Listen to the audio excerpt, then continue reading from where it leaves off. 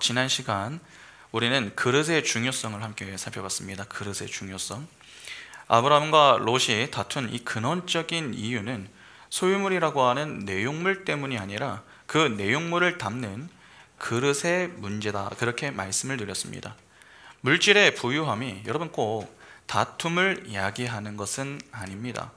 다시 말해서 물질이 많고 적음은 큰 문제가 아니라는 것이죠. 오히려 그 물질을 소유하고 있는 자가 문제입니다. 그러니까 내용물이 문제가 아니라 그 내용물을 담는 그릇의 문제인 것입니다. 우리는 자꾸 하나님이 많은 물질을 부어주시면은 내가 하나님을 위해서 잘 사용할 수 있을 것이다, 그렇게 좀 막연하게 생각을 합니다. 그러나 정말 그렇습니까? 누군가 로또를 샀는데 1등에 당첨이 됐습니다. 이에 갑자기 그의 인생에 막대한 이 돈이 들어오게 된 것입니다. 매달 열심히 노동의 대가로 돈을 벌던 사람이 로또 한 방으로 인생이 역전되었습니다. 그러면 그 사람은 그 돈으로 어떻게 지내겠습니까? 검소하게 돈을 절약하며 그가 살던 대로 살겠습니까? 그렇지 않습니다. 내가 먹고 싶었던 것을 좀 사 먹고, 또 내가 사고 싶었던 집이나 차도 사면서 돈을 흥청망청 씁니다. 그러니까 내가 가지고 있는 돈을 자랑하는 소위 이 플렉스한 삶을 추구하는 것입니다. 그렇게 일도 그만두고 가지고 있는 돈을 믿다가 사람이 어떻게 됩니까? 나아지는 것이 아니라 게을러지고 탐욕만 많아지다가 결국 점점 인생이 망가지는 자리로 향합니다. 그러니까 자꾸 인생은 한 방이다, 그렇게 생각하시면 안 됩니다. 로또 하나로 인생 역전을 하려고 하다가 반대로 인생이 한 방에 무너질 수도 있습니다. 아무리 많은 물질이 주어져도 그 물질을 소유하는 자가 준비되지 않은 상태로 탐욕만 갖게 되면 반드시 문제가 생깁니다. 하나님이 주시는 복도 동일합니다. 우리는 하나님께 어떻게 간구하죠? 하나님, 복을 주세요. 그렇게 내용물에만 관심을 쏟죠. 그러나 하나님은 내용물보다 그 내용물을 담을 그릇에 관심을 두십니다. 바로 우리 존재를 더 중요하게 여기신다 하는 것입니다. 하나님은 우리의 영적인 아버지이십니다. 때문에 그분은 그분의 택한 자녀인 우리에게 복을 주십니다.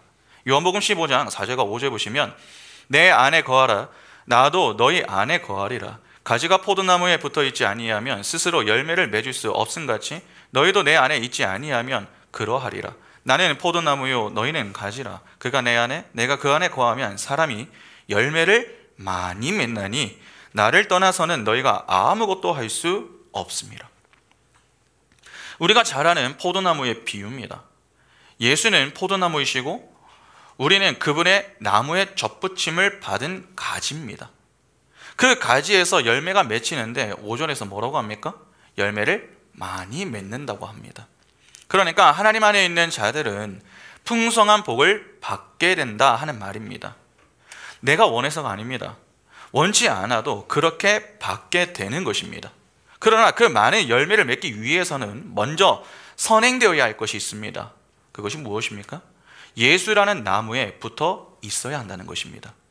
아무리 많은 열매를 맺고 싶어도 포도나무이신 예수라는 그 나무에 붙어 있지 못하면은 열매를 맺을 수가 없습니다. 그러니까 결국 내용물을 담을 그릇이 중요한 것입니다. 그래서 하나님은 내용물을 담기 전에 그 내용물을 담을 수 있는 그릇 만들기 작업부터 하시는 것입니다. 그릇의 중요성을 충분히 이해하시겠죠. 그러면 오늘은 아브라함과 롯의 다툼의 표면적인 이유를 좀 살펴보겠습니다. 두 사람이 다투게 된 근원적인 이유는 땅이 넉넉하지 못했기 때문이었습니다. 그러나 표면적인 이유는 그들이 가지고 있는 소유가 너무 많았기 때문입니다. 일단 우리는 먼저 이런 질문을 좀 던져볼 필요가 있습니다. 왜 다툼의 원인으로 물질을 제시하고 있는가 하는 것입니다. 먹는 것이 될 수도 있고 의견 충돌일 수도 있고 살다 보면은 다툼의 이유가 될 만한 것들은 참으로 많습니다. 그러나 왜 그 중에 물질을 제시하고 있느냐 하는 것입니다. 성경은 이를 통해 무슨 교훈을 주고자 하는 것입니까? 오늘은 이 부분을 좀 중심으로 보도록 하겠습니다. 먼저 본문을 보겠습니다. 창세기 13장 5절과 6절에 보시면 아브라함의 일행 롯도 양과 소와 장막이 있으므로 그 땅이 그들이 동거하기에 넉넉하지 못하였으니 이는 그들의 소유가 많아서 동거할 수 없었음이니라. 여기 보면은 그들의 소유가 많아서 동거할 수 없었다고 합니다. 그들의 소유입니다. 아브람만 소유가 많았던 것이 아니라 롯도 소유가 많았다는 것입니다. 성경은 두 사람이 가지고 있던 소유물에 대해서 이렇게 이야기를 합니다. 창세기 13장 2절에 아브람에게 가축과 은과 금이 풍부하였더라. 자, 여기 본절을 보면은 아브람이 가지고 있던 소유가 나옵니다. 아브람이 주로 가지고 있던 소유는 가축, 은, 금입니다. 반면에 오늘 본문에는 롯이 양과 소와 장막을 소유하고 있었다라고 하죠. 양과 소는 가축과 같은 범주에 해당합니다. 차이점은 아브람의 재산에는 은과 금이 포함이 되어 있지만 롯은 장막이 포함된다라고 하는 사실입니다. 그런데 롯의 재산을 보면 마지막에 장막이 나오죠. 원문으로 보면 해당 이 단어가 단수가 아니라 복수입니다. 그러니까 장막들입니다. 롯에게 다수의 장막이 있었으면 아마도 롯의 목자들의 거주지였을 가능성이 매우 높습니다. 목자들이 다수였다면 그 목자를 거느리는 롯의 재산은 상당했음을 어렵지 않게 추측할 수가 있는 것이죠. 재산에 이 내용물에 좀 차이가 있을 뿐 두 사람은 모두 부자였습니다. 그러니까 서로가 가지고 있는 소유 자체는 결코 적지가 않았다는 것이죠. 아브라함 편에서 이 조카와의 갈등은 유쾌한 일이 아닙니다. 아브라함 인생에는 또 하나의 시험이 찾아온 것입니다. 그런데 갈등의 원인, 즉 그의 인생에 찾아온 시험의 내용이 물질입니다. 여러분, 아브라함이 겪은 첫 번째 시험이 무엇이었습니까? 심한 기근이었습니다. 그리고 두 번째 시험이 롯과의 갈등입니다. 그냥 보면 두 시험은 별로 이 연관성이 없어 보입니다. 그러나 공통점이 있습니다. 바로 물질과 관련이 있다는 사실입니다. 기근의 문제도 엄밀히 말하면 물질에 관한 시험입니다. 심한 기근은 땅에 수확물을 거둘 수 없음으로 이어집니다. 그러니까 먹을 것을 얻지 못하는 것이죠. 이는 물질을 소유할 수 없다 하는 말 아닙니까? 기근은 물질의 궁핍, 빈곤의 문제에 해당합니다. 그러나 이와 정확히 반대되는 것이 지금 롯과의 갈등 문제입니다. 물질이 부족한 것이 아니라 너무 많아서 문제입니다. 그러니까 물질의 풍요로 인한 문제가 찾아온 것입니다. 첫 번째 시험에서 아브라함은 보기 좋게 실패했습니다. 그 결과 하나님은 아브라함에게 그분의 크심과 불순종의 결과에 대해서 교훈하신 그 이후에 다시 가나안 땅으로 돌아오게 하셨습니다. 그래서 내려가다, 올라가다 그러한 표현이 등장했던 것 아닙니까? 그런데 이제는 빈곤의 문제가 아닌 풍요의 시험이 찾아온 것입니다. 시험의 성격만 다를 뿐 물질이라는 훈련이 주어졌다라고 하는 점은 정확하게 같습니다. 이렇게 아브라함은 물질로 인한 두 번째 위기, 시험을 당하게 됩니다. 사실 이후에도 보면은 아브라함의 인생에 주어지는 대부분의 시험은 이 물질과 관련이 많습니다. 그러면 좀 궁금하지 않으십니까? 왜 하나님은 계속 아브라함을 다른 것으로 시험하시는 게 아니라 물질로 시험하시는 것입니까? 여러분, 물질이라고 하는 것은 그것에서 자유롭지 못한 이들에게 적으면 적은 대로, 많으면 많은 대로 시험거리가 될 수 있습니다. 그렇지 않습니까? 누군가 너무 가난해서 당장 몇 끼 먹을 것을 고민을 해야 하는 사람이 있습니다. 그러한 사람에게는 물질이 없어도 너무 없기 때문에 그 적은 물질 때문에 시험에 들 수 있습니다. 반면에 물질이 너무 많은 사람은 먹을 것으로는 고민하지 않습니다. 필요한 것이 있으면 일단 돈으로 해결을 하려고 하죠. 그러나 인생에 돈으로 해결되지 않는 것들도 많습니다. 오히려 많은 돈 때문에 자기의 발목을 잡는 그러한 경우가 있다는 것입니다. 그러면 그 사람에게는 많은 물질이 시험거리가 될 수도 있는 것입니다. 그러니까 설교 서론에서도 말씀을 드렸지만 물질 자체가 중요한 게 아니라 물질을 소유하고 있는 자가 중요한 것입니다. 물질에서 자유하지 못하면 어떤 상황에 있어도 시험에 들 수 있습니다. 그래서 잠언 기자가 이렇게 기도하는 내용이 나옵니다. 잠언 30장 8절과 9절 보시면 곧 헛된 것과 거짓말을 내게서 멀리 하옵시며 나를 가난하게도 마옵시고 부하게도 마옵시고 오직 필요한 양식으로 나를 먹이시옵소서. 혹 내가 배불러서 하나님을 모른다 여호와가 누구냐 할까 하오며 혹 내가 가난하여 도둑질하고 내 하나님의 이름을 욕되게 할까 두려워함이니이다. 분명 물질은 여러분 인간에게요 유익을 줍니다. 생각해 보시기 바랍니다. 우리가 이 역사 속에서 살면서 물질 없이 살 수 있습니까? 가끔 이 젊은 분들이 결혼을 앞두고서 사랑만 있으면 돼 그렇게 이야기하는 경우가 있습니다. 맞습니다. 사랑 없이 돈만 보고서 결혼을 하면은 행복할 수가 없습니다. 불행의 지름길로 가는 것입니다. 그 무엇보다 중요한 것이 사랑입니다. 그러나 사랑만 가지고 결혼 생활을 할 수 있는 것은 아닙니다. 사랑만 있고 물질이 없다면 생활은 어떻게 합니까? 그러니까 물질 없이 살 수는 없는 것입니다. 가난하게 살더라도 최소한의 정도는 좀 벌면서 지내야 그래도 살 수 있는 것입니다. 이 땅에서 사는 동안 인간은 물질에서 자유할 수가 없습니다. 시간과 공간 속에서 갇혀버린 인간은 물질의 도움이 필요합니다. 그 도움 없이는 생존 자체가 불가능합니다. 제한된 육신의 몸을 입고 있기 때문에 우리는 먹어야 하고 또 입어야 합니다. 그리고 쉴 공간도 있어야 합니다.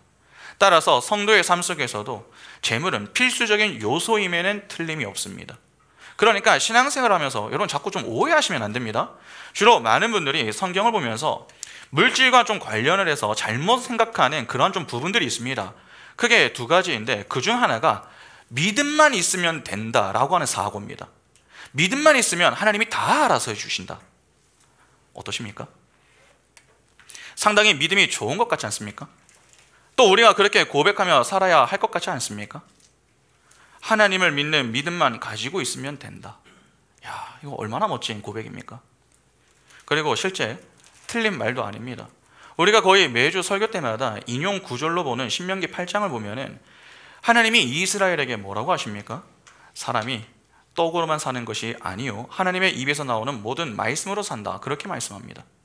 이 내용을 이후에 예수께서 그대로 말씀하셨죠. 40일 동안 광야에서 줄이신 이후에 사단의 시험 앞에서 이 말씀을 그대로 인용하셨습니다. 그래서 많은 이들이 그렇구나. 우리에게 필요한 것은 믿음이구나. 우리에게는 믿음만 있으면 되는구나. 그렇게 믿음을 갖고 사는 일에만 열심을 냅니다. 그러다 보니 생겨난 문제가 무엇입니까? 교회에 나와서 열심히 합니다. 예배와 기도에 빠지지 않습니다. 봉사와 섬기는 일에도 열심히 합니다. 그렇게 사람들에게 긍정적인 평가를 받죠. 그러나 교회당 밖으로 나가는 그 순간 어떻게 됩니까? 가정과 일터에서는 엉망입니다. 교회 안에서의 모습과 너무나도 다른 것입니다. 그러한 모습 때문에 세상으로부터 질타를 받습니다. 기본적으로 교회에서 성도는 믿음을 갖는 일에 열심을 내야 합니다. 그러나 그 믿음으로 우리가 해야 하는 것은 하나님이 허락하신 그 모든 자리에서 믿음의 소유자로 바르게 최선을 다해 살아내는 것입니다. 교회 안에서만 열심히 하는 것이 아니라 밖에서도 열심히 살아야 합니다. 학생이면 학생의 본분에 맞게 최선을 다해서 공부를 해야 하고, 직장인이라면 주어진 직장에서 열심히 일을 해야 합니다. 그러니까 어디서든 그리스도인의 모습을 잃지 않고 살 수 있어야 한다는 것입니다. 그렇게 세상 사람들 못지않게 인생의 분명한 목적을 가지고 최선을 다해 사는 그 모습을 보며 저 사람은 왜 저렇게 사는가, 그러한 궁금함을 갖게 만들어야 하고, 그 속에서 우리가 가지고 있는 신앙, 즉 복음을 흘려 보내주는 축복의 통로가 될 수 있어야 하는 것입니다. 그런데 그렇지 않고 믿음만 가지고 살아도 된다, 그렇게 여기는 것은 하나님을 오해해도 단단히 오해하는 것임과 동시에 내 게으름을 합리화하는 아니라고 무책임한 모습이며 죄에 해당하는 것임을 아셔야 합니다. 여러분, 왜 그것이 죄에 해당합니까? 믿음만 가지고 살면 하나님이 다 해결해 주신다라고 하는 그 사고 속에는 무엇이 들어가 있는 것입니까? 내가 믿음을 가지고서 살면은 하나님은 반드시 나를 살게 해 주셔야 한다라고 하는 은근한 보상 심리가 그 속에 들어가 있는 것입니다. 그러니까 열심히 믿어드릴 테니 내 기대를 충족시켜 주셔야 한다는 것입니다. 여러분, 그것은 바른 믿음이 아닙니다. 하나님을 위한 신앙이 아니라 나를 위한 신앙입니다. 소위 하나님께 믿음이라는 것을 수단 삼아서 하나님과 이 거래를 시도하는 것이죠. 그리고 그것은 또한 하나님을 시험하는 것이 되기도 합니다. 내가 이렇게까지 열심히 믿어드렸는데 왜 내 인생이 이러한가? 그렇게 하나님 탓을 하겠다고 하는 심보입니다.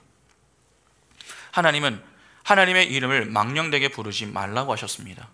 그러나 우리는 우리도 모르는 사이에 우리의 게으름을 숨기기 위해서 믿음이라는 좋은 신앙적인 표현을 앞세워서 하나님을 시험하는 그러한 경우가 있습니다. 그것으로 마치 물질은 그렇게 중요하지 않고 믿음만 가지고 살면 되는 것처럼 그렇게 이야기를 하는 것입니다. 그리고 그 의미를 제대로 이해하지 못한 사람들은 그러한 자들이 마치 신앙이 좋은 것처럼 오해를 하는 것이죠. 야, 저 집사님 정말로 믿음이 좋은 것 같다, 그렇게 생각을 하는 것입니다. 아닙니다. 같은 이야기라도 그 의도가 무엇인가를 정확히 파악해야 됩니다. 바른 믿음을 가지고 있는 사람이라면 절대로 인생을 가볍게 살 수 없습니다. 진지하고 최선을 다해서 살아갑니다. 학생이 공부하지 않고 좋은 성적을 기대하는 것은 욕심입니다. 하나님을 믿는 것이 중요하니까 나는 공부하지 않겠다. 그거야말로 하나님을 시험하는 것이고 내가 공부하기 싫다는 마음을 숨기는 행위인 것입니다. 시험 성적은 여러분 나중 문제입니다. 시험을 다 마치기 전까지 학생은 열심히 주어진 자리에서 최선을 다해서 공부해야 합니다. 마지막까지 노력을 해야 한다는 것입니다. 그리고 그 결과는 하나님의 주권에 맡기고 그 주신 결과에 믿음으로 순종하는 자세가 바른 모습인 것입니다. 그러니까 자꾸 믿음만 가지고 살면 된다라고 하는 것으로 내 게으름을 합리화하지 않도록 주의를 해야 합니다. 그런가 하면 거지와 부자에 대한 성경의 이 일부 구절로 인해서 물질에 대해 혼동하는 좀 그러한 경우가 있습니다. 성경을 보면은 부자를 좀 부정적으로 여기는 그런 느낌을 주는 그런 구절들이 좀 있지 않습니까? 마태복음 19장 16절부터 26절 보시면 우리가 잘 아는 내용입니다. 어떤 사람이 주께 와서 이르되 선생님이여 내가 무슨 선한 일을 하여야 영생을 얻으리이까? 부자 청년의 이야기죠. 예수께서 이르시되 어찌하여 선한 일을 내게 묻느냐?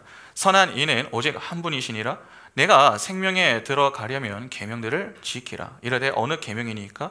예수께서 이르시되 살인하지 말라, 간음하지 말라, 도둑질하지 말라, 거짓 증언하지 말라, 내 부모를 공경하라, 내 이웃을 내 자신과 같이 사랑하라 하신 것이니라. 그 청년이 이르되 이 모든 것을 내가 지키었사온데 아직도 무엇이 부족하니까? 예수께서 이르시되 내가 온전하고자 할진대 가서 내 소유를 팔아 가난한 자들에게 주라. 그리하면 하늘에서 보화가 내게 있으리라. 그리고 와서 나를 따르라 하시니 그 청년이 재물이 많음으로 이 말씀을 듣고 근심하며 가니라. 예수께서 제자들에게 이르시되 내가 진실로 너희에게 이르노니 부자는 천국에 들어가기가 어려우니라. 다시 너희에게 말하노니 낙타가 바늘귀로 들어가는 것이 부자가 하나님의 나라에 들어가는 것보다 쉬우니라 하시니 제자들이 듣고 몹시 놀라 이르되 그렇다면은 누가 구원을 얻을 수 있으리이까? 예수께서 그들을 보시며 이르시되 사람으로는 할 수 없으나 하나님으로서는 다 하실 수 있느니라.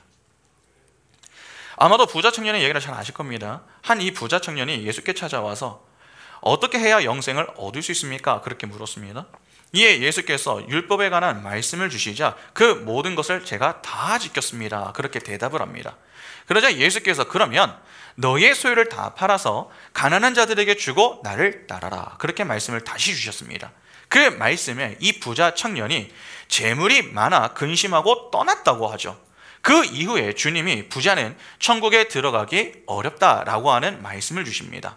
그러니까 일단 이 내용만 두고서 보면은 물질이 많은 부자는 하나님 나라에 들어가기는 어렵겠구나, 그렇게 생각하기 딱 좋은 것입니다. 그런데 그렇게 생각을 하면서 성경을 자꾸 보니까 진짜 부자가 천국에 들어가지 못한 이야기가 나옵니다.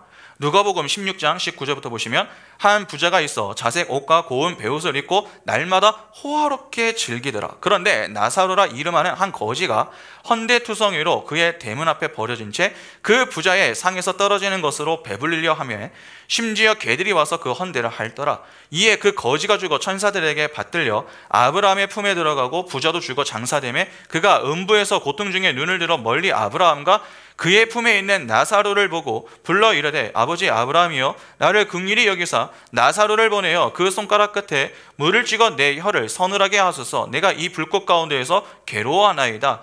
아브라함이 이르되 예 너는 살았을 때에 좋은 것을 받았고 나사로는 고난을 받았으니 이것을 기억하라. 이제 그는 여기서 위로를 받고 너는 괴로움을 받느니라. 그뿐 아니라 너희와 우리 사이에 큰 구렁텅이가 놓여 있어 여기서 너희에게 건너가고자 하되 갈 수 없고 거기서 우리에게 건너올 수도 없게 하였느니라. 이르되 그러면 아버지여 구하오니 나사로를 내 아버지의 집에 보내소서. 내 형제 5이 있으니 그들에게 증언하게 하여 그들로 이 고통받는 곳에 오지 않게 하소서. 아브라함이 이르되 그들에게 모세와 선지자들이 있으니 그들에게 들을지니라. 이르되 그렇지 아니하니이다. 아버지 아브라함이여 만일 죽은 자에게서 그들에게 가는 자가 있으면 회개하리이다. 이르되 모세와 선지자들에게 듣지 아니하면 비록 죽은 자 가운데서 살아난 자가 있을지라도 권함을 받지 아니하니라 하였다 하시니라. 이 땅에서 부자였던 자는 죽어서 지옥에 가고 거지였던 나사로는 죽어서 천국에 들어갔습니다. 주님이 하신 말씀이 이 거짓이 아님이 여기서 입증되는 것 아닙니까? 그러니까 우리는 이러한 기사들을 볼 때마다 우리가 부자가 될 필요가 없겠구나, 또는 부자가 되면 안 되겠구나, 그렇게 생각할 수 있는 것입니다. 더욱이 주님이 산상수훈과 평지수훈에서 하신 말씀이 결정적입니다.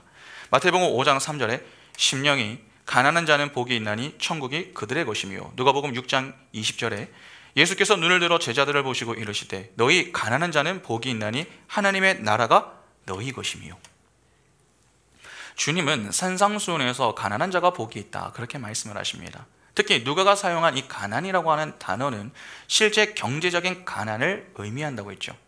그러니까 이러한 내용들을 좀 종합해서 봤을 때 우리는 충분히 물질에 대해서 그리고 부자와 거지에 대해서 오해할 수 있습니다. 그러나 성경을 그렇게 이해하시면 안 됩니다. 성경은 거지를 선호하고 부자를 무시하는가? 그렇지 않습니다. 만약에 그러한 논리라면 성경은 거지들을 위한 책입니까? 또한 부자라고 하면은 얼마 이상을 가지고 있어야 부자가 됩니까? 그 기준을 누가 정하는 것입니까? 더 나아가 부자 중에서도 진짜 바른 믿음을 가지고 하나님을 경외하는 자는 어떻게 설명해야 됩니까? 누군가 이러한 질문을 우리에게 던진다면 어떻게 설명하시겠습니까? 쉽게 설명하기 매우 어려운 문제입니다. 부자와 거지를 문자 그대로 해석하여 보는 것은 무리가 있습니다. 여러분, 성경은 예수 그리스도와 십자가 복음을 기록한 책입니다. 하나님이 세상을 사랑하여 그분의 독생자를 보내어 주셨습니다. 그렇게 그분이 사랑한 세상은 모든 자가 아닙니다. 하나님의 택한 백성입니다. 여기에는 남녀노소 구분이 없습니다. 유대인과 헬라인의 구분이 없고 가난하고 부유한 것의 구분도 없습니다. 중요한 것은 하나님의 택한 백성인가 하는 것이지 남자인가 여자인가 유대인인가 헬라인인가 돈이 많은가 돈이 적은가 그러한 것이 아니라는 것입니다. 돈이 많은 부자로 하나님의 택한 백성이라면 구원을 받습니다. 반대로 돈이 없는 거지라도 하나님의 택한 백성이 아니라면 구원받지 못하는 것입니다. 가끔 우리는 예수의 12 제자가 매우 가난했을 것이다 그렇게 여기지만 사실 그렇지 않습니다. 베드로를 비롯하여서 여러분 어부 출신들이 있습니다. 그들이 예수를 따를 때에 어떻게 따랐습니까? 누가복음 5장 11절에 그들이 배들을 육지에 대고 모든 것을 버려두고 예수를 따르니라. 마태복음 4장 21절과 22절에 거기서 더 가시다가 다른 두 형제 곧 세베대의 아들 야고보와 그의 형제 요한이 그의 아버지 세베대와 함께 배에서 금을 깁는 것을 보시고 부르시니 그들이 곧 배와 아버지를 버려두고 예수를 따르니라. 이들이 예수를 따를 때 전부 배를 버려두었다라고 합니다. 이는 진짜 그 배를 버렸다는 말이 아닙니다. 그랬다면 그들이 예수를 배신하고 곧바로 어부로 지낼 수는 없습니다. 배를 소유하고 있었으면 상당한 부를 가지고 있었던 자였음을 보여주는 것입니다. 그러니까 그 배를 버렸으면 이 땅에서 그들이 힘으로 여기던 세상 것을 비웠다라고 하는 의미로 보는 것이 더 적절합니다. 배를 다른 이들에게 맡겨놓고 갔을 가능성이 더 높은 것이죠. 그래서 그들이 예수의 십자가 사건 이후에 다시 업으로 금방 지낼 수 있었던 것입니다. 예수의 제자로고 거지로 지냈던 것이 아닙니다. 물질을 다 포기하고 예수를 따랐던 것이 아니라는 것입니다. 오히려 그 물질이 의미하고 있는 것, 즉 이 땅에서 추구하게 하는 세상의 힘을 포기하고 예수를 힘으로 여기며 지냈던 자들이 예수의 제자들입니다. 그러면 부자 청년의 이야기도 다시 한번 생각해 보시죠.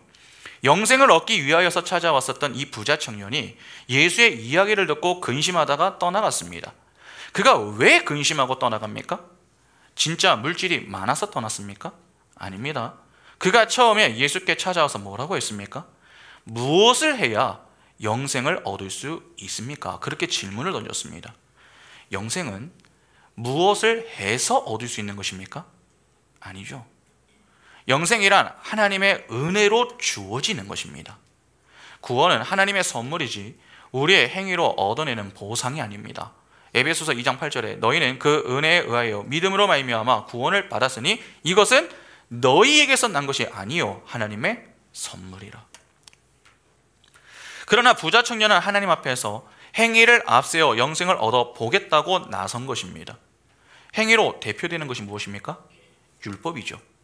그래서 그 율법에 관한 이야기를 하자 그가 어려서부터 그 모든 것을 다 지켰다고 그렇게 당당하게 이야기했던 것입니다. 그래서 예수께서 말씀하신 것입니다. 너는 행위를 강조하는데 행위 말고 은혜를 추구해야 된다. 그러니까 너희가 자랑하던 그 모든 행위를 버리고 은혜를 붙들어라. 그렇게 말씀하신 겁니다. 소위 자기 부인을 말씀하셨던 것이죠. 진짜 모든 물질을 다 나눠주고 오라는 말이 아닙니다. 예수는 부자 청년의 잘못된 신앙 간에 교정 작업을 시도하셨던 겁니다. 그러니까 엉뚱한 복음을 붙들지 말고 진짜 복음을 붙들고 나를 따라라. 그렇게 말씀을 하신 겁니다. 그런데 그 부자 청년이 근심하고 돌아갔습니다. 왜 근심합니까? 간단합니다. 그러면 지금까지 내가 해온 모든 것이 부정되기 때문에 그렇습니다. 내가 지금까지 이렇게 열심히 율법을 지켰는데 그러면 나는 뭐가 되는 거야? 그렇게 내가 부정당하는 것을 견딜 수 없어 하는 것입니다. 죄인이 마지막까지 지키고 싶어 하는 것이 무엇입니까? 자존심입니다. 그 자존심을 버리지 못하겠다. 그렇게 판단한 것입니다. 그래서 예수와 물질 사이에서 물질을 택하여 세상으로 떠난 것이죠. 예수는 바로 그러한 자, 즉 은혜가 아니라 행위를 앞세워 나를 위해 내 의를 쌓는 자, 내 만족과 내 영광을 위해 사는 자들을 부자라고 하시는 것이며 그런 자들이 하나님의 나라에 들어가지 못한다고 교훈해 주신 겁니다. 진짜 부자가 구원을 받지 못하고 천국에 가지 못한다는 말이 아닙니다. 그러면 우리가 이해하기 어려워지는 그러한 사건이 있습니다. 바로 세리 마태의 이야기입니다.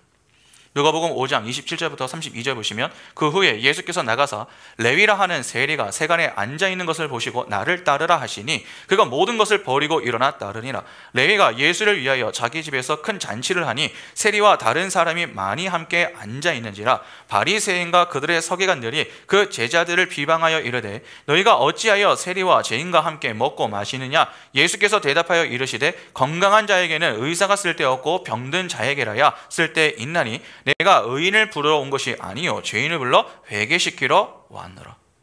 여러분, 마태는 세리입니다. 세리는 돈이 없는 자가 아닙니다. 당시 엄청난 부를 가지고 지냈던 자들이 세리입니다. 그런데 그런 그가 예수의 부름을 받았습니다. 이에 그가 모든 것을 버리고 예수를 따랐다고 하죠. 그런데 29절을 보면은 레위가 예수를 위해서 무엇을 했다고 합니까? 잔치를 열었다고 합니다. 근데 그냥 잔치가 아닙니다. 큰 잔치입니다. 이상하지 않으십니까? 모든 것을 다 버린 자가 어떻게 예수를 위해서 큰 잔치를 엽니까? 그가 모든 것을 버렸다라고 하는 것은 무엇을 버렸다는 말입니까? 세상의 힘을 버렸다는 말입니다. 진짜 그 돈을 다 버렸다는 말이 아닙니다. 레위는 부자였습니다. 부자 청년과 똑같이 부유했습니다. 부자 청년이나 레위나 둘 다 예수를 만났고 부름을 받았습니다. 그러나 한 사람은 근심을 하고 떠난 반면에 다른 한 사람은 예수를 따르는 자가 되었습니다. 왜 이러한 차이가 나는 것입니까? 한 사람은 행위로 예수를 따르려고 했었던 반면에 한 사람은 은혜로 예수를 따르려고 했기 때문에 그렇습니다. 그러니까 시작이 다른 것이죠. 부자 청년은 먼저 예수를 찾아 물었습니다. 무엇을 해야 영생을 얻을 수 있습니까? 그러나 레위는 다릅니다. 예수가 그를 찾아와 따르라고 하신 겁니다. 은혜로 시작하는 것이죠. 그 은혜에 대한 반응으로 그가 부름을 받자 그가 소유하고 있던 것이 진짜가 아니라 나를 부르시는 예수가 진짜라고 하는 사실을 알게 되었습니다. 이에 그가 이 땅에서 추구하며 지냈던 세상의 힘을 미련 없이 내려놓을 수 있었던 것입니다. 여러분, 레위는 연합의 의미를 가지고 있습니다. 예수와 연합이 되니까 예수로 만족을 하더라 하는 것이죠. 그래서 그가 했던 것이 무엇입니까? 나를 위해서 살았던 이기의 인생이 예수를 위하여 잔치를 벌이는 이타의 인생으로 바뀌게 된 것입니다. 이 세리의 이야기가 똑같이 나오는 것이 삭개오의 이야기입니다. 누가복음 19장 1절부터 9절 보시면 예수께서 여리고로 들어가 지나가시더라. 삭개오라 이름하는 자가 있으니 세리장이요 또한 부자라. 그가 예수께서 어떠한 사람인가 하여 보고자 하되 키가 작고 사람이 많아 할 수 없어 앞으로 달려가서 보기 위하여 돌 무화과나무에 올라가니 이는 예수께서 그리로 지나가시게 되밀어라. 예수께서 그곳에 이르사 쳐다보시고 이르시되 삭개오야 속히 내려오라. 내가 오늘 내 집에 유하여야 하겠다 하시니 급히 내려와 즐거하며 영접하거늘 뭇 사람이 보고 수군거려 이르되 저가 죄인의 집에 유하러 들어갔도다 하더라. 삭개오가 서서 주께 여짜오되 주여 보시옵소서. 내 소유의 절반을 가난한 자들에게 주겠사오며 만일 누구의 것을 속여 빼앗은 일이 있으면 내 갑절이나 갚겠나이다. 예수께서 이르시되 오늘 구원이 이 집에 이르렀으니 이 사람도 아브라함의 자손입니다. 여기 보면은 삭개오가 나옵니다. 삭개오도 세리였습니다. 그런데 성경을 보면 그는 세리장이었다고 합니다. 당시 세리도 돈이 많았는데 세리장은 더 많았겠죠. 그래서 성경은 세리장이요 또한 부자다 그렇게 명시하고 있는 것입니다. 그랬던 그가 예수를 만났습니다. 그가 예수를 만나려고 해서 만나게 된 게 아닙니다. 예수가 그를 만나 주신 겁니다. 이 역시 은혜입니다. 그 은혜로 인해 레위와 같이 삭개오가 예수와 연합이 되니까 어떠한 일이 일어납니까? 삭개오가 예수를 영접하면서 고백합니다. 주여 보시옵소서. 내 소유의 절반을 가난한 자들에게 주겠사오며 만일 누구의 것을 빼앗은 일이 있으면 내 갑절이나 갚겠나이다. 오직 나를 위해서 불을 쌌던 그러한 인생, 세상의 힘을 추구하며 이게 인생을 살던 자가 예수를 만나자 그가 가지고 있던 그의 모든 소유에 대해서 자유하게 됩니다. 돈이 워낙 많았기 때문에 인심을 쓰는 그러한 게 아닙니다. 가끔 우리는 부자는 돈이 많으니까 일부의 돈을 쓰는 것은 별로 대수롭지 않게 여길 것이다. 그렇게 좀 가볍게 생각합니다. 그러나 그렇지 않습니다. 오히려 부자가 돈 쓰는 것에 더 인색한 경우가 있습니다. 돈이 많다고 전부 인심이 좋은 게 아닙니다. 돈이 많을수록 더 인색해질 수도 있습니다. 그러니까 삭개오가 지금 보이는 모습은 돈이 많아서가 아닙니다. 그가 소유하고 있는 물질보다 예수가 더 소중하다라고 하는 것을 깨달았기 때문에 그동안 그토록 애지중지하던 물질에 대해서 자유하게 되었음을 보여주는 것입니다. 예수를 만나고 변한 것입니다. 그러자 그 고백 뒤에 예수께서 뭐라고 하십니까? 예수께서 이르시되 오늘 구원이 이 집에 이르렀으니 이 사람도 아브라함의 자손이다. 분명 성경은 삭개오를 부자라고 소개했습니다. 그러나 그런 그가 구원을 받았습니다. 왜 그가 구원을 받았습니까? 재산을 팔아 가난한 자들에게 주겠다고 해서 그렇습니까? 아닙니다. 예수를 만나게 되면 향하게 되는 자리가 어떤 자리입니까? 가난함의 자리입니다. 진짜 가난해지는 자리, 경제적 가난이 아니라 심령의 가난함을 의미합니다. 심령의 가난함이란 내가 죄들을 생산해내는 죄의 공장임을 자각하며 하나님의 은혜가 아니면 도저히 불가능한 존재가 바로 나다라고 하는 사실을 깨닫고 겸손히 하나님 앞에 나와 그분의 은혜를 간구하는 것을 의미합니다. 내 안에 내가 무언가 많이 가지고 있다, 그렇게 생각을 했는데 내 안에서 나올 것은 죄밖에 없네요. 제게는 하나님의 은혜가 꼭 필요합니다. 주님의 의로 저를 좀 채워주십시오. 이것이 심령이 가난한 자의 고백입니다. 이렇게 심령이 가난해지면 자연스럽게 의에 줄이고 목말라하고 애통하며 하나님의 은혜를 구하는 자리에 서게 되는 것입니다. 그런 자에게 가장 중요한 것은 하나님의 은혜이지 내 눈에 가시적으로 보이는 물질이 아닙니다. 물질이 불필요하다 하는 것이 아니라 그것을 목적에 두지 않는다는 것입니다. 구원받기 전에는 그 물질이 내 인생의 목적이었습니다. 물질이 곧 힘이 되기 때문에 어떻게든 불법을 통해서라도 돈을 악착같이 모으려고 했습니다. 그러나 예수를 만나고 난 이후에는 어떻게 변합니까?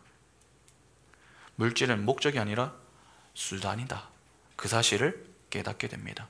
아, 진짜 내 인생의 목적은 돈이 아니라 하나님이구나. 그것을 알게 되면서 자연스럽게 물질은 수단이 되는 것입니다. 그러면 그 물질을 여러분 어떻게 사용하겠습니까? 전에는 그 물질이 누구를 위해서 존재했습니까? 나를 위해서 존재했습니다. 내 힘이 되는 것이기 때문에 남에게 주는 일은 없습니다. 내게 피해가 되지 않는 선에서만 나누려고 했습니다. 그러나 구원을 받고 난 이후에는 어떻게 됩니까? 나를 위해 살던 자가 하나님을 위해 사는 자가 됩니다. 그러면 당연히 하나님이 주신 물질을 어떻게 사용하겠습니까? 하나님을 섬기는 그 일에 사용합니다. 내가 했다가 아닙니다. 하나님이 허락하셨다, 이렇게 됩니다. 그래서 자신의 것을 나누는 모습이 나타나는 것입니다. 그런 자들은 여러분 억지로 하지 않습니다. 기쁨과 감사함으로 합니다. 하나님을 위해 사용하는 그 물질을 아깝다고 생각하지 않는다는 것입니다. 그렇게 나를 위해 물질을 모으고 사용했던 자가 내가 아닌 하나님과 이웃을 위하여 사용하는 자, 그러한 자가 바로 성경에서 이야기하는 가난한 자입니다. 그런 자들이 하나님의 은혜로 부유하게 된다라고 하는 것을 성경은 교훈하는 것이죠. 여러분, 그러니까 오해하시면 안 됩니다. 물질은 하나님이 주시는 은사입니다. 때문에 우리는 할 수만 있다면 세상에서 열심히 노력하여서 돈을 벌려고 해야 됩니다. 많이 벌면 감사한 일입니다. 그러나 돈을 버는 목적은 달라야 합니다. 돈은 우리의 인생의 수단이지 목적이 아닙니다. 우리는 돈을 벌기 위해서 사는 자들이 아니라 하나님의 영광을 위해서 사는 자들입니다. 그러니까 물질은 우리가 하나님을 위해 사는 그 일에 필요를 채우기 위한 수단인 것이지 그 자체가 목적이 되면 안 된다는 것입니다. 물질에 대해 우리는 자유할 수 없지만 말씀 안에서 자유해야 합니다. 물질은 필요하지만 그것이 우리 인생의 목적이 되면 안 된다는 것입니다. 내가 경제적으로 가난하든 부유하든 어떤 상태에서든 자족할 수 있어야 하는 것입니다. 빌립보서 4장 11절부터 13절 보시면 내가 궁핍함으로 말하는 것이 아니니라 어떠한 형편이든지 나는 자족하기를 배웠노니 나는 비천에 처할 줄도 알고 풍부에 처할 줄도 알아 모든 일 곧 배부름과 배고픔과 풍부와 궁핍에도 처할 줄 아는 일체의 비결을 배우느라 내게 능력 주시는 자 안에서 내가 모든 것을 할 수 있느니라. 바울과 같이 이러한 자세가 우리에게 필요하다는 것입니다. 그러면 왜 성경은 자꾸 물질에 대한 문제로 시험을 한다 하는 이야기를 보여줍니까? 지금 아브라함의 인생에 찾아오는 위기는 전부 이 물질과 관련이 있지 않습니까? 도대체 그 이유가 무엇입니까? 재물은 우리 인생에 꼭 필요합니다. 그러나 재물이 탐심과 의존의 대상이 될 때 그것은 반드시 인간의 품위와 인격을 동물 수준으로 전락시키고 격화시켜버립니다. 여러분, 혹시 동물들이 먹는 것을 두고 싸우는 걸 한번 보신 적이 있으십니까? 강아지를 좀 키워보면 한 마리 말고 한 몇 마리 이렇게 키우다 보면은 강아지들이 평소에는 되게 귀엽습니다.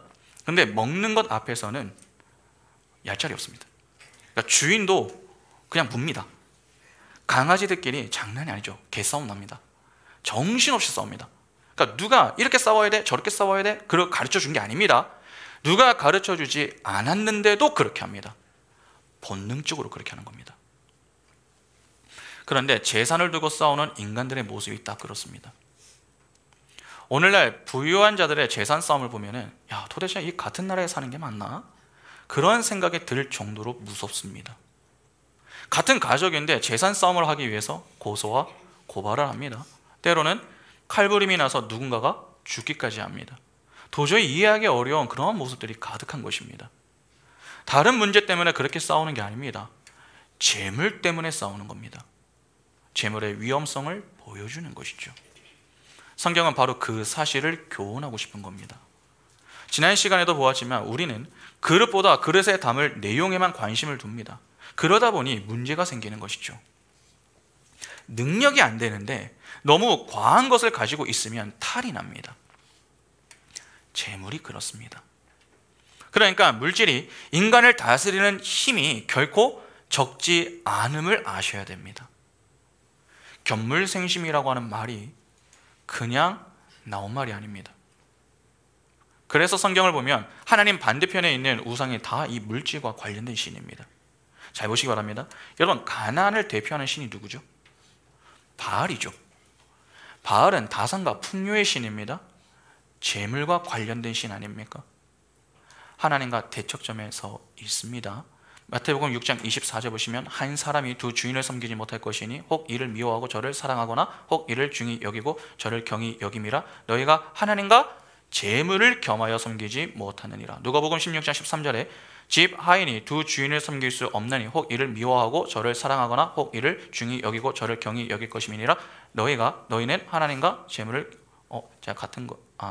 같은 내용입니다. 너희는 하나님과 재물을 겸하여 섬길 수 없느니라. 방금 읽은 이 구조들도 전부 하나님 반대편에 서 있는 것이 돈, 만몬이다, 그렇게 이야기를 합니다. 그러니까 이는 그만큼 물질이 가지고 있는 힘이 대단하다 하는 것을 보여주는 것입니다. 분명 인간에게 주어지는 재물은 은사입니다. 가끔 재물을 복이다 그렇게 여기시는 분들이 있죠. 그러나 복보다는 은사라고 보는 것이 더 적절합니다. 여러분, 복이라고 하는 것은 내가 누리는 겁니다. 자신이 누리는 것이지만 은사는 내가 아닌 다른 이웃과 유익을 위하여서 나에게 맡겨진 것입니다. 고린도전서를 보면 은사에 관한 이야기가 나오죠. 그때 바울은 은사에 대해서 교회의 유익을 위하여서 성도들 각자에게 주어진 하나님의 선물이다 그렇게 이야기를 합니다. 은사는 각기 다르게 주어지는 것입니다. 그래서 누군가는 돈이 많이 주어지고 또 누군가는 찬양을 잘하고 누군가는 행정을 잘하고 누군가는 말을 잘하고 누군가는 뒤에서 섬기는 일을 잘하고 다 다른 것이죠. 그래서 은사에 따라 누군가에게는 많은 물질이 주어지는 것인데 또 누군가는 그렇지 않을 수도 있는 것입니다. 은사의 물질은 나 혼자 누리는 게 아닙니다. 나에게 맡겨진 하나님의 위탁물입니다.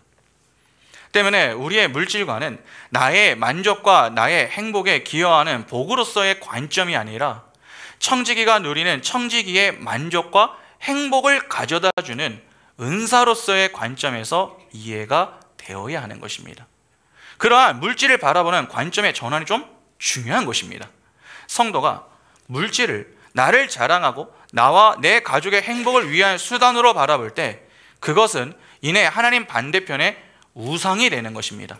따라서 어떻게 보면 성도의 신앙생활은 세상의 힘을 대표하는 물질에 관한 시험에서 그러한 세상의 힘이 주는 매력과 쾌감에서 온전히 자유로운 자로 서서 오히려 하나님의 뜻에 순종하는 자로서의 성숙을 향한 훈련으로 점철되는 것이다 라고 해도 과언이 아닌 것입니다. 그래서 아브라함의 삶에 유독 이 물질과 관련된 시험이 그렇게 많이 나오는 것입니다. 그러니까 물질이라고 하는 것은 여러분 성도가 버려야 하는 세상의 힘을 대표하는 것입니다. 아브라함이 첫 번째 기근은 이 문제 앞에서 물질의 시험이 찾아왔을 때 그 시험을 통과하지를 못했습니다. 그 위기 앞에서 그는 자기 아내 사례를 자신의 유익을 위해 그냥 팔아 넘김으로 자신의 이기적인 모습을 그대로 보여주었습니다. 세상의 힘을 추구하는 이들의 대표적인 특성입니다. 그런데 두 번째 시험이 찾아왔습니다. 이 역시 관계의 문제로 발전을 하는데 그때 그는 이기적인 사람이 아니라 이타적인 사람으로 성숙되었음을 보여줍니다. 그것이 롯에게 먼저 선택권을 건네주는 그러한 모습으로 나타나는 것입니다. 그러니까 확실히 이 아브라함 편에서는 신앙이 한층 더 성장했다, 성숙했다라고 하는 그 모습을 여기서 확인할 수가 있는 것입니다. 그런데 롯은 어떻습니까? 아브라함이 준 선택에 감사하는 것이 아닙니다. 그렇다고 뭐 배려를 하는 것도 아니죠. 내가 볼 때 좋은 것, 유익을 먼저 챙기는 그런 모습을 보입니다. 이전에 아브라함이 보였던 그 모습을 롯이 그대로 보이고 있는 것입니다. 이렇게 세상의 힘을 대표하는 물질에 대한 훈련은 참으로 중요합니다. 훈련이 잘된 사람은 대인관계에 있어서도 하나님이 기뻐하시는 이타적인 사랑을 할 수 있는 자로 성숙하게 됩니다. 왜냐하면 이제 세상의 힘과 하나님 사이에서 하나님을 의존의 대상으로 서슴없이 택할 수 있는 실력자가 되었기 때문에 세상의 힘을 얻기 위해 타인을 밟지 않아도 되기 때문에 그렇습니다. 아울러 그렇게 물질과 타인의 관계라는 시험에서 하나님의 뜻에 합한 자로 설 만큼의 성숙함에 도달한 사람은 자신의 이익과 자랑보다는 하나님의 영광과 하나님의 기쁨에 더욱 민감해지게 됩니다. 7절을 보면은 아브라함과 롯이 함께 살았던 그 땅에 가나안 사람과 브리스 사람이 함께 있었다라고 하는 것을 기록하고 있습니다. 여러분 근데 신명기를 한번 보면은 신명기 7장 1절부터 5절 한번 보겠습니다.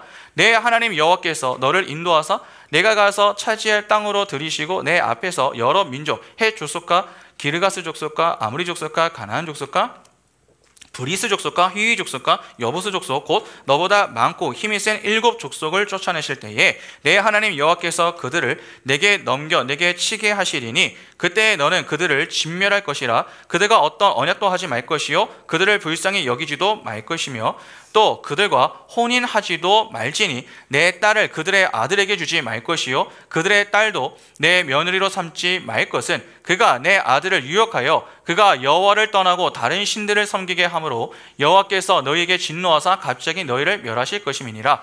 오직 너희가 그들에게 행할 것은 이러하니 그들의 제단을 헐며 주상을 깨뜨리며 아세라 목상을 찍으며 조각한 우상들을 불사를 것이니라.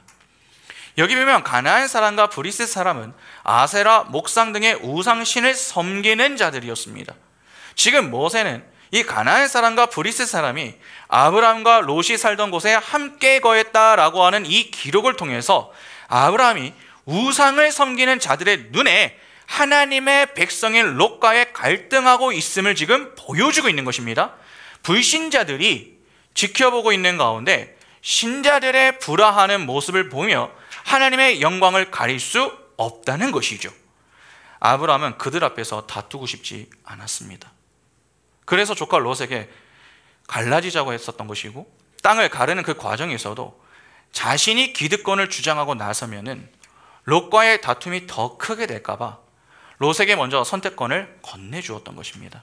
이것이 아브라함의 신앙 성숙과 성장한 모습에 해당합니다. 여러분 오늘 우리는 물질과 관련해서 꼭 기억해야 됩니다. 물질에 대해 오해하지 않는 것도 중요하지만 물질 즉 재물이 가지고 있는 힘을 가볍게 여겨서도 안 됩니다. 아브라함의 인생에 물질과 관련된 시험과 위기가 많았으면 그의 후손인 우리에게도 그러한 문제가 많을 수 있음을 미리 힌트하는 것입니다. 사실 이미 우리는 이러한 문제를 지금 겪고 있습니다. 누군가는 아브라함과 같이 물질의 문제 앞에서 속수무책으로 넘어지며 남을 희생시켜 내 만족, 내 욕구를 채우려고 했던 모습, 그렇게 하나님의 뜻을 헤아리기보다는 내 뜻을 위해 살고자 하는 우를 범했을 수도 있습니다. 다른 시험보다 우리는 이 물질에 관한 시험을 잘 통과해야 됩니다. 물질 간의 변화가 생겨야 한다는 것이죠. 물질 앞에서 유독 작아지는 자들이 너무나도 많습니다. 우리는 인간이기 때문에 얼마든지 이 문제 앞에서 넘어질 수 있습니다. 뭐 그냥 없을 때는 모르지만은 보이면 이상하게 욕심이 생깁니다. 점점 더 갖고 싶다 하는 그러한 마음을 가지고 물질에 대한 미련을 버리지 못합니다. 그렇게 물질의 노예가 되면은 우리는 오직 나를 위해서만 투자합니다. 나에게는 관대해집니다. 나를 치장하고 꾸미는 것에 매우 신경을 씁니다. 내가 중요하기 때문에 남을 신경 쓰지 않습니다. 나를 위해 남을 희생시킵니다. 그리고 남에게 인색해집니다. 그러니까 관계가 매우 이상해지는 것입니다. 우리가 열심히 돈을 벌고 헌금할 때가 되면은 왜 이상하게 아깝다 하는 마음이 드는 것입니까? 나에게 돌아오는 것이 없다 그렇게 생각하기 때문에 그렇습니다. 그러니까 손해를 본다는 마음이 강하게 드는 것이죠. 그래서 자꾸 아깝다는 마음이 들고 내가 버는 만큼 감사한 마음으로 하는 게 아니라 최소한의 성의만 보이려고 적당하게 하는 것입니다. 헌금의 금액 문제가 아닙니다. 그 헌금을 하는 자의 마음이 중요한 것입니다. 여러분, 하나님은 창조주이십니다. 돈이 부족한 분이 아닙니다. 우리가 내는 헌금이 있어야 이 하늘나라가 운영이 될 수 있는 그러한 분이 아닙니다. 우리는 자꾸 헌금을 신앙 고백이라고 생각하는 게 아니라 돈을 바친다고 생각합니다. 그러나 그 생각은 매우 잘못됐습니다. 하나님이 원하시는 것은 우리가 내는 돈이 아니라 그 헌금을 통해 우리가 하나님 앞에 바르게 신앙을 고백하는 것입니다. 어떠한 면에서 우리는 매주 물질과 관련된 시험을 받고 있다고 해도 틀리지 않습니다. 왜냐하면 매주 헌금을 하고 있기 때문이죠. 그때 어떤 마음으로 하고 계십니까? 물질은 관계의 문제이기도 합니다. 나를 생각하는 자는 남을 생각하지 않습니다. 돈을 인생의 목적에 두는 사람은 하나님의 심정을 고려하지 않습니다. 동냥하되 하나님께 돈을 내면서 하나님 이거 받고 저 복 주세요, 그러한 심부로 합니다. 아닙니다. 내가 받은 은혜가 세상의 그 어떠한 것과도 비교할 수 없는 것임을 안다면, 그리고 남들보다 더 많은 은사로 하나님이 물질을 허락해 주셨다면 그에 합당한 반응으로 헌금하는 것이 맞습니다. 그런데 그러한 것 하나 없이 그냥 내가 옛날부터 하던 그 습관에 따라서 세월과 상황의 변화로 수입이 늘어났음에도 불구하고 그냥 100원, 1000원 헌금을 계속해서 하고 있다면 그것은 심각하게 고민을 해야 됩니다. 내가 부모님께 용돈을 받을 때에도 1000원, 내가 알바를 해서 100만 원을 받을 때에도 1000원, 내가 직장을 다니면서 200~300만 원을 받아도 1000원, 이게 아니라는 것입니다. 그러면 무리해서 하라는 말입니까? 아닙니다. 내 상황과 형편에 맞게 하라는 말입니다. 내 형편이 갑자기 막 어려워졌습니다. 그러면 그에 맞게 하면 됩니다. 누군가 헌금을 하지 못할 사정이 되었습니다. 그런데 내가 예전에는 이만큼 헌금을 했다고 자존심 상해하며 어떻게든 전에 했던 금액을 맞춰서 무리하게 헌금을 하려고 하는 분들이 계십니다. 아무리 내가 어려워도 이 정도는 해야 한다, 그렇게 여기는 것이죠. 그 역시 헌금에 대해 오해를 하고 있는 것입니다. 여러분, 헌금은 내 신앙 고백입니다. 내 상황이 너무 어려워서 100원을 헌금해야 하는 그러한 상황이 되었습니다. 그때 우리는 그 100원을 믿음으로 헌금하면 됩니다. 하나님, 지금 제 형편이 넉넉하지가 못해서 100원만 헌금합니다. 그러나 이 100원을 통해서 저는 저를 하나님께 바칩니다. 저를 기쁘게 받아주십시오. 그렇게 내가 100원이라도 헌금할 수 있는 그 일에 감사하는 마음으로 하면 되는 것입니다. 우리가 전에는 1000원 헌금하다가 100원 헌금했다고 하나님이 정색을 딱 하시면서, 아니 내가 너에게 얼마나 많은 복을 줬는데 고작 100원이냐? 그렇게 핀잔을 주시고 책망하시는 게 아닙니다. 오히려 100원이지만 그 100원을 믿음으로 바치며 자기 자신을 하나님께 내어드리는 그 모습에 기뻐하십니다. 두 랩돈을 넣었던 과부와 같이 칭찬을 해 주신다는 것이죠. 내 상황에 맞게, 많이 버는 자는 많이 버는 것에 맞게, 적게 버는 자는 적게 버는 상황에 맞게 믿음으로 하시면 됩니다. 금액이 중요한 게 아닙니다. 그 물질의 문제로 하나님이 나를 시험하실 때 그 앞에서 벌벌 떨거나 망설이는 모습은 없어야 한다는 것입니다. 여러분, 물질의 훈련을 반드시 하셔야 됩니다. 부모가 자녀에게 가르쳐야 할 아주 중요한 내용 중에 하나가 바로 이 물질에 관한 교육입니다. 이는 선택이 아니라 필수적으로 해야 하는 훈련입니다. 어려서부터 해야 커서도 할 수 있습니다. 간혹 어떤 분들은 물질이 좀 많아지면 알아서 하지 않겠느냐, 그렇게 이 문제를 좀 다소 안일하게 생각하는 그런 분들이 있습니다. 그건 정말 그렇습니까? 정말 물질이 많아지면 정말 우리가 편한 마음으로 헌금을 할 수 있다고 생각하십니까? 그때는 헌금하기 더 어렵습니다. 그러니까 지금부터 재물에 관한 훈련을 바르게 하셔야 됩니다.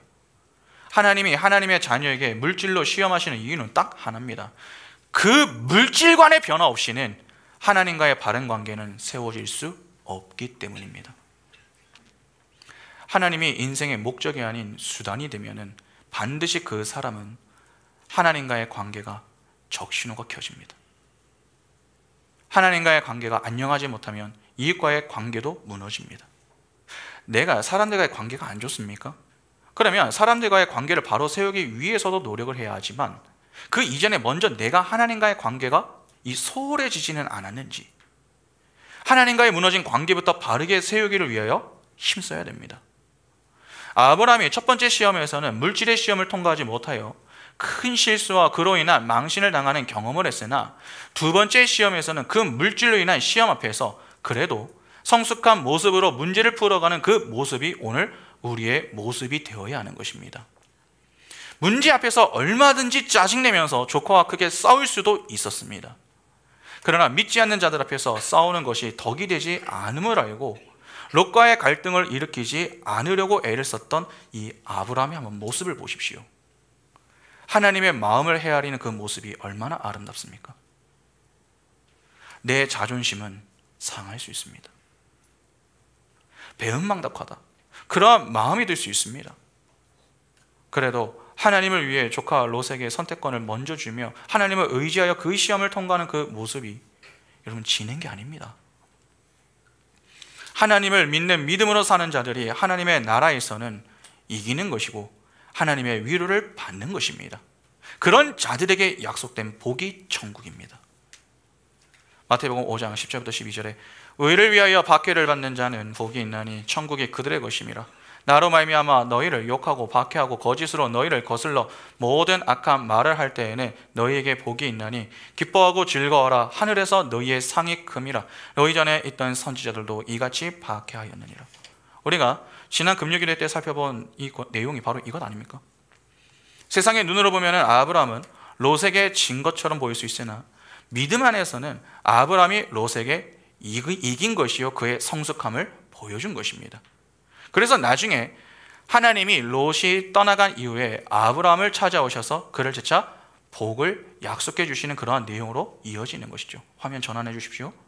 여러분, 믿음으로 사는 우리의 인생을 하나님이 위로하십니다. 하나님이 우리를 승리케 하십니다. 그 하나님만 소망하면 됩니다. 우리는 하나님의 은혜를 입은 자들입니다. 그 은혜로 존재하는 자들이 바로 교회와 성도입니다. 하나님이 우리를 위하여 물질로 시험하실 때에 불평하지 마시고 오히려 그 속에서 우리가 배워야 할 것이 무엇인가를 고민하고 겸손히 하나님의 뜻을 따라 걸어가시기 바랍니다. 그 순종의 걸음이 이 땅에서는 가난의 자리가 될지라도 하나님이 우리를 부유케 하시며 우리를 위로하시고 우리를 승리케 하실 것입니다. 그 승리의 주인공들이 바로 우리가 될 수 있기를 바랍니다. 그리하여 승리의 기쁨과 감격을 가지고 감사함으로 영광의 하나님을 찬미하며 사는 복된 인생이 다 될 수 있기를 간절히 소망합니다. 함께 찬양하겠습니다.